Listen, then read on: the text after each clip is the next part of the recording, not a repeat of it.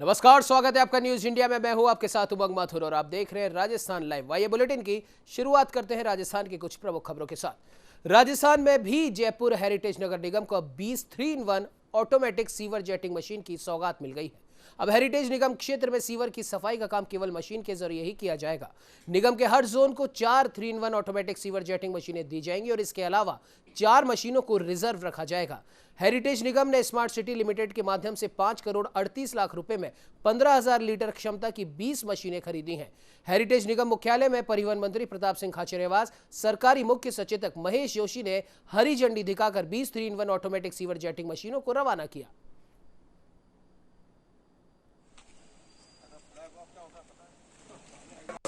Heritage के लिए की जनता के लिए विशेषकर ये सौगात है। ये 3-in-1 काम करेगी, सीवर की सफाई भी करेगी, जो कुछ तंग गलियां हैं उनमें भी काम आएगी। तो जयपुर की ये आवश्यकता भी माननीय मुख्यमंत्री जी ने घोषणा की थी। कोई भी व्यक्ति सीवर में या टैंक में नहीं उतरे, उसके लिए जरूरी था कि जब तक हमको वैकल्पिक इंतजाम नहीं करें, जेटिंग, गैबिंग एंड रोडिंग तीनों कार्य करेगी। और इससे ये भी है कि आप देखिए जो भी मलबा निकलता है सीवर से बाहर वो ये खुद बकेट में डालेगी, तो आप एक तरीके से साफ सुथरा जयपुर पाएंगे। ये बहुत ही मदद करेगी हमें हेरिटेज निगम को साफ रखने में। और आप दिल्ली और हैदराबाद के बाद ये पहली बार जयपुर में चलाई जा रही है और मैं इसके लिए हमारे कैबिनेट मिनिस्टर प्रताप सिंह खाचरियावास जी, मुख्य सचेतक महेश जोशी जी, रफीक जी, अमीन जी और माननीय सीएम साहब को सबको धन्यवाद देती हूँ। उन्होंने कई महीने पहले आने वाले आप कोरोना काल चल रहा है, आपको पता है फैक्ट्रीज बंद थी, कार्य करने में लेट हो रहा था, लेकिन ऐसा नहीं है, हमारा कार्य कहीं भी रुका नहीं है। कोरोना काल से ही सिर्फ दिक्कत आई है। मशीन यहाँ पर आ गई है जो सीवरेज के खड्डे में आदमी को उतरने की जरूरत है। मशीन पूरा काम करेगी जो आदमी उतर के करता है। और ये सोच मुख्यमंत्री अशोक गहलोत की पहले से है। उन्होंने कहा कि मैं नहीं चाहता कोई भी व्यक्ति नीचे उतरे, वो बहुत एडामेंट थे। और अब ये काम यहाँ से हैदराबाद और दिल्ली के बाद जयपुर में हुआ है। इस देश का संविधान जब लिखा गया, देश आजाद हुआ, सबको बराबर का अधिकार है, सबको बराबर का हक है, क्योंकि यहाँ छुआछूत नहीं है, क्योंकि यहाँ का संविधान ये कहता हम सब बराबर हैं। इसके बाद जिंदगी पटरी पर आ रही है मौत की जंग के बाद, तो ऐसे में ये मशीन ज्यादा कारगर है, क्योंकि अब साफ सफाई की बहुत जरूरत है। तो वह प्रदेश की सियासी हलचलों के बीच फिलहाल कुछ भी साफ होता नहीं दिखाई दे रहा। जहां राजधानी जयपुर में सियासी पारा चढ़ा हुआ है, तो वहीं इसी बीच बीते 4 दिनों से दिल्ली में ठहरे हुए पूर्व डिप्टी सीएम सचिन पायलट की प्रियंका वाड्रा से मुलाकात नहीं हो सकी। तो वहीं इसी को लेकर सचिन पायलट समर्थक विधायक वेद प्रकाश सोलंकी ने कहा कि सचिन पायलट ने आलाकमान से मिलने का समय नहीं मांगा है, ये सिर्फ अफवाह है। हालांकि अजय माकन से उनकी मुलाकात जरूर हुई है। ये सरासर झूठ है। सचिन पायलट जी ने किसी से भी समय नहीं मांगा है। अजय माकन जी से उनकी जरूर मुलाकात हुई थी। माकन साहब ने बुलाया था, उनकी बातचीत हुई, सारी चीज हुई। अन्य आलाकमान से न सोनिया गांधी से, राहुल जी से, प्रियंका जी से कोई समय नहीं मांगा गया है। मिलने के लिए समय पायलट साहब की तरफ से कोई नहीं मांगा गया। लेकिन ये अफवाह क्यों उड़ गई फिर? देखिए, अफवाहें तो मीडिया है, अगर आपके पास में कोई सूत्र है तो बताएं। इस तरह से अफवाहें उड़ाना नहीं उड़ाना ये लोगों का काम है, लोग कर ही रहे हैं अपने। लेकिन मैं आधिकारिक तौर से कह सकता हूं, पायलट साहब की तरफ से भी बात कर सकता हूं कि अभी तक उनकी तरफ से कोई भी समय नहीं मांगा गया। तो एक बार फिर बीएसपी से कांग्रेस में आए विधायकों ने संदीप यादव के आवास पर बैठक की। इसके बाद प्रेस वार्ता को संबोधित किया।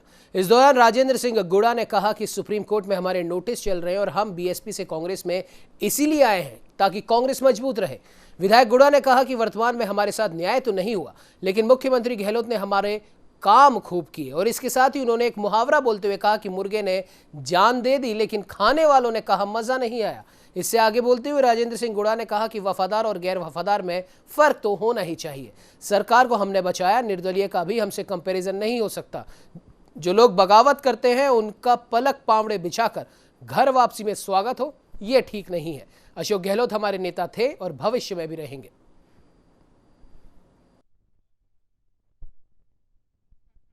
करने के लिए हम लोग आए हैं। उस सरकार को अस्थिर करने का जिन लोगों ने काम किया, वो लोग बार बार दबाव बना रहे हैं। किस हक से वो लोग हाईकमान पर दबाव बना रहे हैं और हाईकमान किस हक से उनकी बात सुन रहा है? उनकी वजह से तो सरकार गिर चुकी होती। जैसा हमारे गुड्डा जी ने बताया कि अगर हम 10 और 6 लोग नहीं होते, 19 लोगों के जाने के बाद तो बहुमत तो खत्म हो ही गया था। तो उन लोगों की वजह से तो सरकार गिर चुकी थी। वो बार बार एक बात कहते हैं कि कांग्रेस पार्टी का हाईकमान कांग्रेस कार्यकर्ताओं की सुने। किन कार्यकर्ताओं की बात कर रहे हैं? आपकी मेहनत की वजह से सरकार नहीं बनी, सरकार हम लोगों की वजह से बची है। 6 के 6 बहुजन समाज पार्टी से जो विधायक साथी जीत के आए थे, वो पूरी ईमानदारी और निष्ठा के साथ में कांग्रेस पार्टी में विलय किया। आदरणीय अशोक गहलोत साहब जो हमारे माननीय मुख्यमंत्री हैं, उनको देख के विलय किया। और विलय करने के बाद में आज जो परिस्थितियां पूरे आप देख रहे हैं, जिस तरह की तलवार हमारे ऊपर आज सुप्रीम कोर्ट में भी अटकी हुई है, अभी कोई निर्णय उसका नहीं आया है। और इतना बड़ा त्याग, और हम चाहते हैं कि जिस तरह पार्टी को हम लोगों ने, कांग्रेस पार्टी को, कांग्रेस की सरकार को स्थिर किया, एक तरफ हम इतना बड़ा त्याग दे रहे हैं, वहीं दूसरी तरफ जैसा कि गुड्डा साहब ने कहा कि हम लोगों को दूसरी निगाह से देखा जा रहा है। ये बड़ा दुर्भाग्यपूर्ण है। हमें ये पता नहीं था कि जो लोग कांग्रेस के बैनर से चुनाव जीत के आए हैं, कांग्रेस ने उन लोगों की पैसे की भी मदद की, उनको सिंबल भी दिया, उनमें से कुछ लोग मंत्री भी बने। और उसके बाद में ये जो चीजें देख रहे हैं, उसके बाद में सारे लोगों ने मन बनाया, आपस की बात हुई और उसके बाद एक निष्कर्ष पर हम पहुंचे हैं। वो निष्कर्ष ये है कि वर्तमान में हम लोगों के साथ जो भी परिस्थितियां हैं, उनके अंदर हम लोगों के साथ न्याय तो नहीं हुआ। तो वहीं प्रदेश में मंत्रिमंडल विस्तार और फेरबदल को लेकर चल रहे सियासी घटनाक्रम के बीच कांग्रेस के वरिष्ठ विधायक भंवरलाल शर्मा का भी एक बड़ा बयान सामने आया।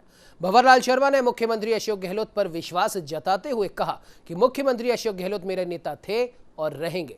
वरिष्ठ विधायक भंवरलाल शर्मा ने मंगलवार को अपने निवास पर मीडिया से बातचीत में कहा कि अभी 2 महीने तक मुख्यमंत्री अशोक गहलोत किसी से मिलने वाले नहीं है, इसीलिए 2 महीने तक मंत्रिमंडल विस्तार और फेरबदल नहीं होगा।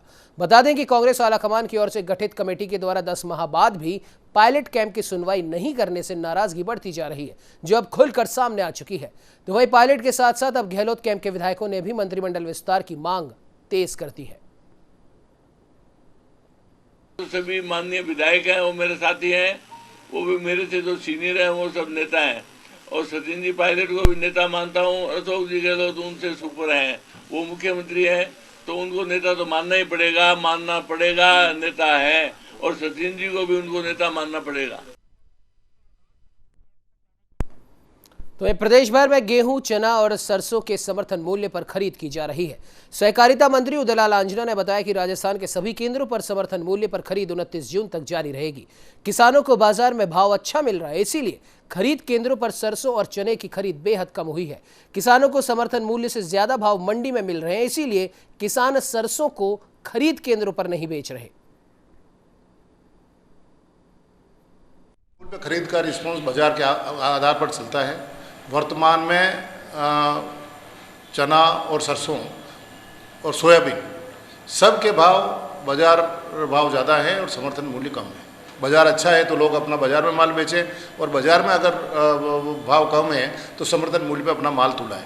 तो इस साल चूँकि भाव ठीक रहे तो इसलिए समर्थन मूल्य पे बहुत कम खरीद हुई है, लेकिन फिर भी गेहूं में खरीद ज़्यादा हुई है और चना और सरसों और सोयाबीन तो अब आएगी।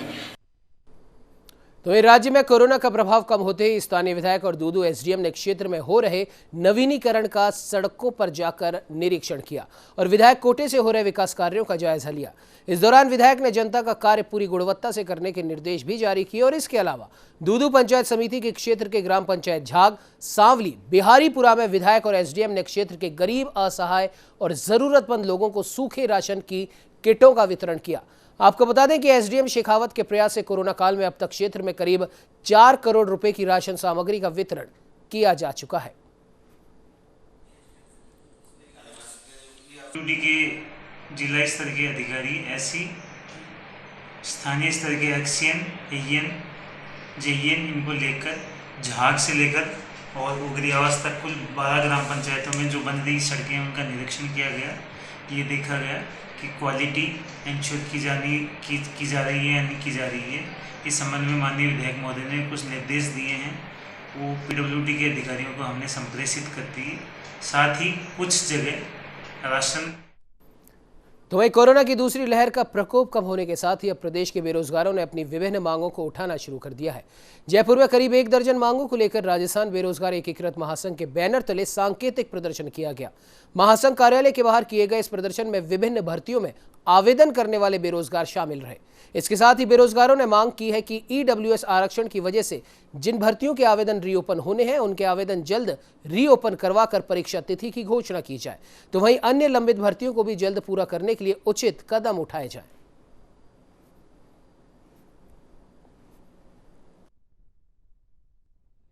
कोरोना का बेहतरीन प्रबंधन करके प्रदेश की जनता को बचाया है। उसी प्रकार हम मांग कर रहे हैं कि जो बेरोजगारी की देश और प्रदेश में जो समस्या बढ़ती जा रही है, प्रदेश में भर्तियां लंबित है, ईडब्ल्यूएस की वजह से नई भर्तियों की विज्ञप्तियां जारी नहीं हो पा रही है, कई भर्तियों की परीक्षा स्थगित हो गई थी। तो हम मांग कर रहे हैं कि जल्द से माननीय मुख्यमंत्री की मीटिंग ले और इन समस्याओं का निस्तारण के निर्देश दें आरपीएससी को, अध्ययन बोर्ड को, अन्य संस्थाओं को कि जो प्रदेश में सबसे बड़ी जो भर्तियाँ है, जैसे रीट है, इसमें 16,50,000 लोगों ने आवेदन किया, पटवारी है, कृषि प्रेक्षक है, पशुधन सहायक है, टीटीआई है, वरिष्ठ अध्यापक भर्ती है, स्कूल व्याख्याता है, जो कंप्यूटर। तो वहीं श्रीगंगानगर के श्रीकरणपुर शहर में तेज हवाओं के साथ तेज बारिश का भी दौर शुरू हो गया है और झमाझम बारिश से मौसम सुहावना हो चला है। तेज हवा के साथ बारिश के चलते कस्बे में लाइट गुल हो गई, तो वहीं शहर के आसपास के गांवों में भी झमाझम बारिश हुई। माना जा रहा है कि यह बारिश फसलों के लिए काफी उचित है।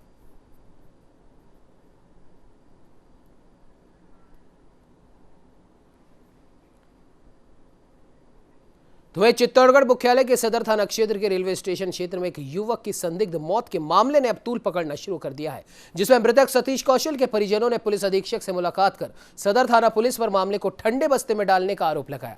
गौरतलब है कि 7 जून की रात रेलवे स्टेशन में एक युवक सतीश कौशल की संदिग्ध परिस्थितियों में मौत हो गई थी। इस मामले में पुलिस के हाथ अभी तक खाली है। मृतक के परिजनों ने न्याय की आस में जिला पुलिस अधीक्षक से मुलाकात की और सदर थाना पुलिस की कार्यशैली पर भी सवालिया निशान खड़े किए।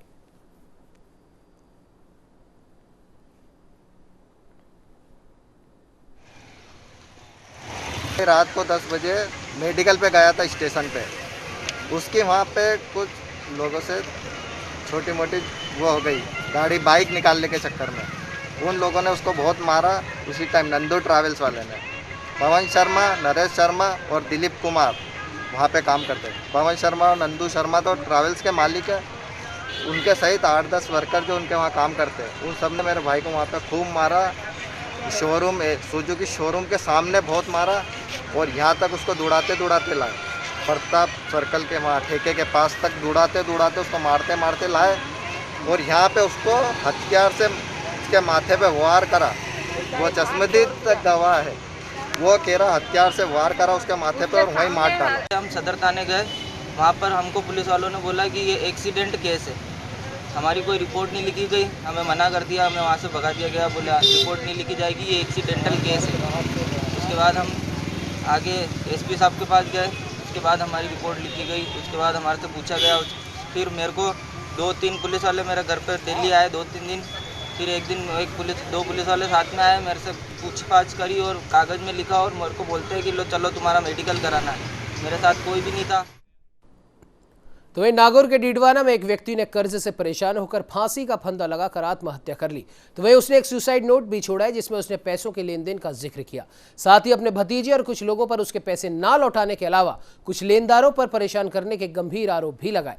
और इन्हीं कारणों से लंबे समय तक आर्थिक परेशानी और मानसिक तनाव के चलते व्यक्ति ने आत्महत्या कर ली। तो वहीं पुलिस का कहना है कि इस पूरे मामले की जाँच की जा रही है और जाँच के बाद ही पुलिस आत्महत्या के कारणों का खुलासा कर सकेगी।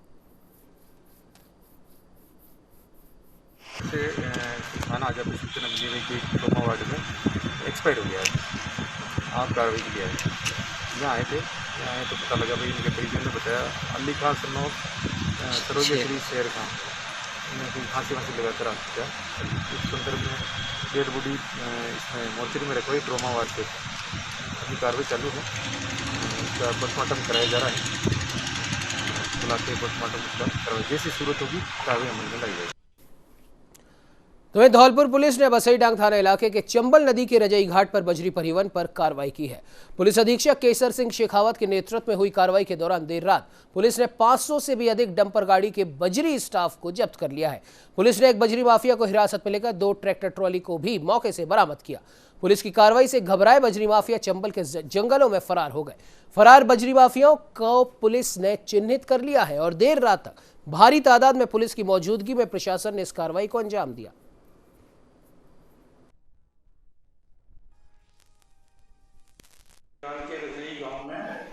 चंबल के अवैध बजरी के स्टोरेज की सूचना मिली थी। सूचना का सत्यापन कराए जाने पर यह पाया गया कि आगामी मानसून को दृष्टिगत रखते हुए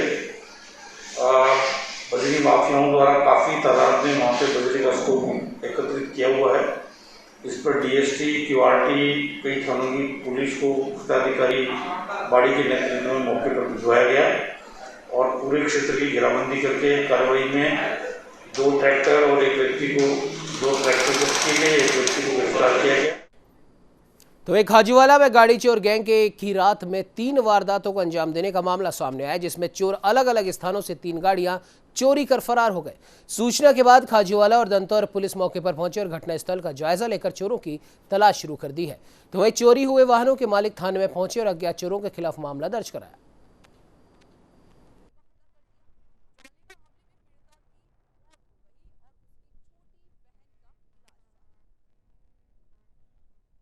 मैंने आके पनियारी होटल पे मेरी गाड़ी खड़ी की, पास में मेरा किराए का रूम था।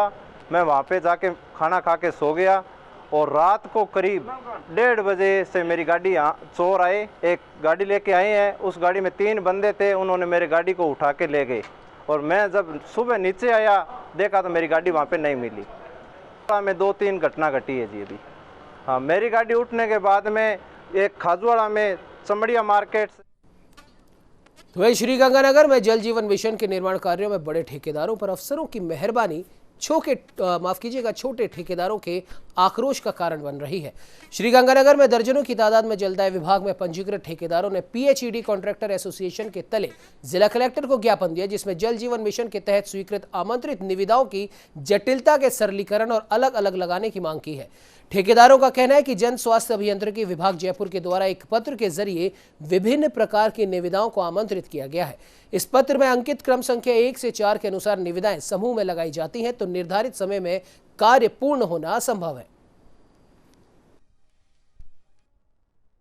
जल जीवन मिशन में जो टेंडर लगाए जा रहे हैं उनकी प्रक्रिया में टेंडर क्लब करके लगाए जा रहे हैं, मतलब बड़े ठेकेदारों को फायदा देने का सीधा काम किया जा रहा है सरकार द्वारा। तो हमारी ये पुख्ता मांग है कि इनको इनके एएनएफ और टीएस के हिसाब से इंडिविजुअल टेंडर लगाए जाएं, जिससे सारे ठेकेदारों को, जो स्थानीय ठेकेदार हैं, उनको काम मिल सके, रोजगार मिल सके। तो वही भरतपुर के बयाना में दहेज की मांग को लेकर ससुराल पक्ष ने विवाहिता का पिता के सामने ही सिर फोड़ दिया। तो वही पीड़िता की तहरीर पर पुलिस ने पति सहित 5 लोगों के खिलाफ रिपोर्ट दर्ज कर जांच शुरू कर दी है। तो वहीं तहरीर में बताया गया कि पीड़िता की शादी 10 वर्ष पूर्व दहगांव निवासी राजेश से हुई थी। इसके बाद ससुराल पक्ष के लोग दहेज की मांग को लेकर पीड़िता को परेशान करने लगे और 1 लाख रुपए की नकदी और एक बाइक की भी मांग करते रहे। ऐसे में सोमवार को ससुराल पक्ष के लोगों ने पीड़िता को उसके माता पिता के सामने ही निर्वस्त्र कर लाठी डंडों से जमकर मारपीट की। ऐसे में उसके पिता ने बीच बचाव किया तो उनके साथ भी मारपीट की गई।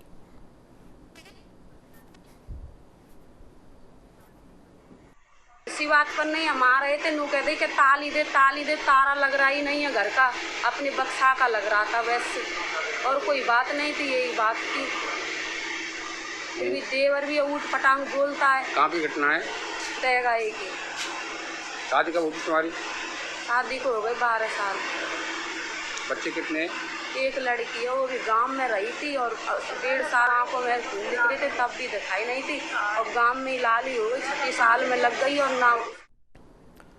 तो जोधपुर में मंडौर रोड पर एटीएम तोड़ने की कोशिश की घटना सामने आने के बाद अचानक सनसनी फैल गई। हालांकि घटना के कुछ ही देर बाद पुलिस मौके पर पहुंची, लेकिन तब तक बदमाश मौके से फरार हो चुके थे। तो वही बैंक कर्मचारियों ने सीसीटीवी फुटेज और रिपोर्ट पुलिस को दे दी है और इसके आधार पर एटीएम तोड़ने की कोशिश करने वाले बदमाशों की तलाश की जा रही है। आपको बता दें कि पावटा से मंडौर रोड शहर के सबसे व्यस्ततम सड़कों में से एक है और यहां हर वक्त ट्रैफिक रहता है। ऐसे में इस तरह की वारदात बदमाशों द्वारा पुलिस को खुली चुनौती के रूप में देखी जा रही है।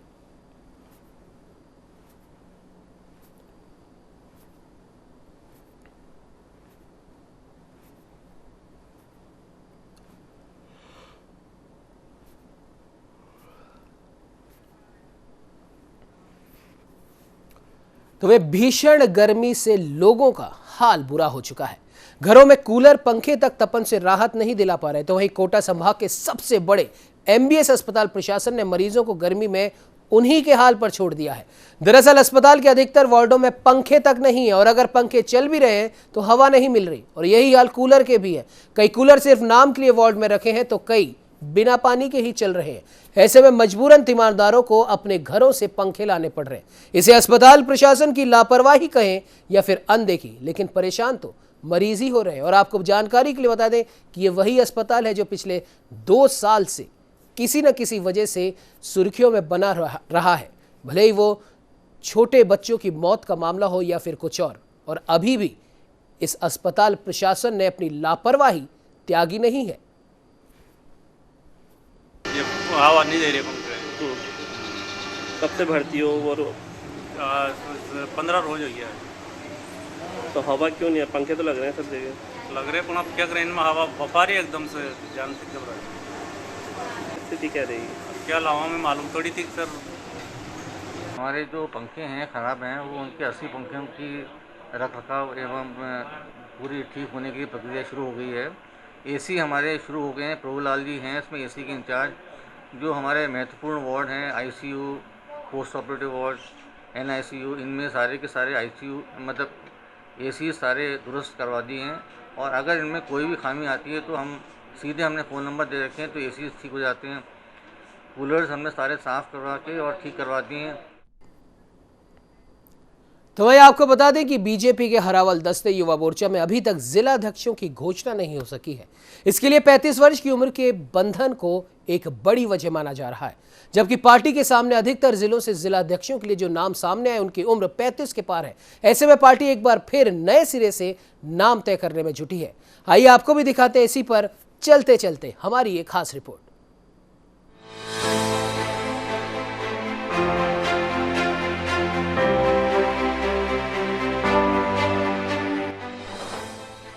राजस्थान बीजेपी में पद पाने की सर्वाधिक डिमांड युवा मोर्चा में है। जिला स्तर से लेकर प्रदेश स्तर के नेता अपने चहेते कार्यकर्ताओं को मोर्चे में पद दिलवाने की लॉबिंग में जुटे हैं, लेकिन केंद्रीय नेतृत्व ने इस बार युवा मोर्चा के लिए उम्र का मापदंड तय कर दिया है। 35 वर्ष तक का ही कार्यकर्ता युवा मोर्चा में पद पा सकता है और पार्टी के सामने समस्या ये है कि सभी जिलों में अधिकतर दावेदार या तो 35 वर्ष की उम्र के मापदंड को पार कर रहे हैं या फिर जो इस मापदंड को पूरा कर रहे हैं उनसे अधिक राजनीतिक जैक वाले कार्यकर्ता नियुक्तियों में रोड़ा डाले हुए हैं। प्रदेश भाजपा में 7 अग्रिम मोर्चे हैं, जिनमें से 6 मोर्चे जिला स्तर तक अपनी टीम का विस्तार कर चुके हैं। इनमें अल्पसंख्यक मोर्चा सबसे आगे रहा, तो वहीं अनुसूचित जाति, अनुसूचित जनजाति, महिला, किसान और OBC मोर्चे ने भी संगठनात्मक जिलों में मोर्चा के जिला अध्यक्षों की घोषणा कर दी है। लेकिन पार्टी का हरावल दस्ता माने जाने वाला युवा मोर्चा इसमें फिसड्डी साबित हुआ। भाजपा के मुख्य प्रवक्ता रामलाल शर्मा की अगर माने तो पार्टी की ओर से संगठनात्मक विस्तार के लिए कवायद चल रही है। बिल्कुल संगठनात्मक रूप से हमारी प्राथमिकता यह है कि 35 साल से कम युवा कार्यकर्ताओं को ही हम अवसर दे पाएं, लेकिन ये कोई ऐसी डेडलाइन नहीं है कि जिसके ऊपर नहीं हो सकता। लेकिन हमारी प्रयास और प्राथमिकता ये है कि 35 साल से कम उम्र वाला हो, जो युवा हमारे कार्यकर्ता हैं उन्हीं को प्राथमिकता दें। तो वहीं भाजपा प्रदेश अध्यक्ष सतीश पूनिया ने भी इस बात को माना है कि बीजेपी युवा मोर्चा जिला अध्यक्षों के नाम में देरी का एक बड़ा कारण उम्र का मापदंड है। इस बार थोड़ा मुश्किल इसलिए हुआ कि हमने 35 वर्ष की उम्र की एक सीमा तय की, जैसे केंद्र ने की, हमने प्रदेश में भी की। और उस लिहाज से जो नाम आए थे जिलाध्यक्षों के जरिए उसमें अपेक्षाकृत 35 से ऊपर के नाम थे, इसलिए हमने उनको वापस कहा है कि उसकी दोबारा से एक्सरसाइज करें और जो लगभग 30 और 33 साल की उम्र के बीच के जो लोग हैं वो इसमें अध्यक्ष के काबिल हो सकेंगे। तो लगभग उसमें प्रक्रिया पूरी हो गई है, जल्दी से उसको हम लोग अभी शॉर्ट लिस्ट करके और उसकी घोषणा करते हैं। जाहिर है कि अब जल्द ही युवा मोर्चा प्रदेश अध्यक्ष हिमांशु शर्मा जिला अध्यक्षों की घोषणा पर जोर दे रहे हैं और इसके लिए संगठनात्मक रूप से पार्टी के सभी जिला अध्यक्षों से नाम भी मांगे गए हैं। कई ने अपने जिले के मोर्चा जिला अध्यक्षों के लिए नाम का पैनल पार्टी को सौंप दिया है, तो वहीं कुछ जिलों में ये काम होना अभी भी बाकी है। बहरहाल देखने वाली बात यह होगी कि जिस मापदंड की वजह से भाजपा युवा मोर्चा के जिला अध्यक्ष की घोषणा में देरी हुई, क्या वाकई घोषणा के समय उसका असर देखने को मिलेगा या फिर अपवाद स्वरूप कई जिलों में 35 वर्ष से अधिक के कार्यकर्ताओं को भी तरजीह दी जाएगी। इस पर फिलहाल सभी की निगाहें टिकी हुई हैं। कैमरा सहयोगी रवि शर्मा के साथ लखवीर सिंह शेखावत, न्यूज़ इंडिया, जयपुर।